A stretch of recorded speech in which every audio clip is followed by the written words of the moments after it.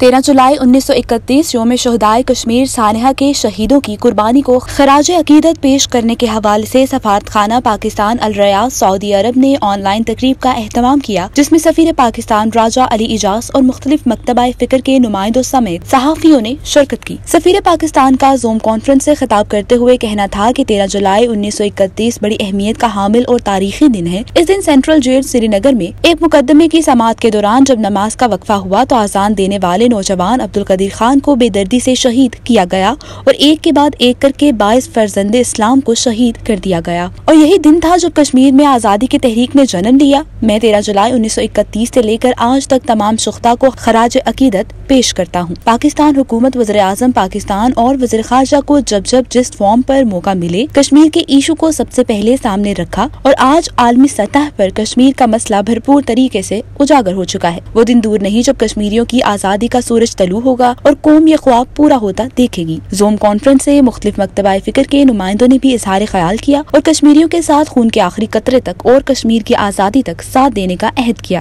انہوں نے اقوام متحدہ سے درخواست کی کہ انسانی تاریخ کی بدترین ہندوستانی دہشت گردی اور ظلم کے خلاف ایکشن لیا جائے اور کشمیریوں کو اقوام متحدہ کی قراردادوں کے مطابق حل کیا جائے۔ شاہین جاوید، جذبہ نیوز، ریاض۔ امیگریشن اور تارکین وطن کی خبروں سے باخبر رہنے کے لیے ہمارا YouTube چینل سبسکرائب کریں اور بیل آئیکن کو کلک کریں۔